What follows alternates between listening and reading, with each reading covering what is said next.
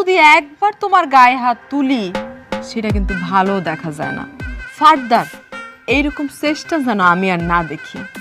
একটা কথা কই বোন তোমারে, রতন একদিন আমারে ছুঁয়েও কইছিল, সুমি আমি তোমার অনেক ভালোবাসি, আমার জীবনের চাইতেও বেশি ভালোবাসি। আমার এই হাত ছুঁয়ে রতন কইছিল একদিন, এই হাত ছাড়া পৃথিবীর অন্য কোনো মায়ের হাত আমি ধরুম না। আর আজকে সেই রতন তোমার লগে এক বিছানায় ঘুমানোর জন্য তোমার বিয়ে পর্যন্ত কইরা লইছে। এটাই নিয়ে এই একদম উল্টাপাল্টা কথা বলবি না, কয়ে দিলাম।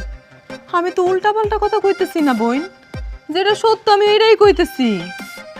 একটা কথা কান খুইলা শুই না রাখো, রতন আমারে মাইরা নিতেছে না তো কি হইছে?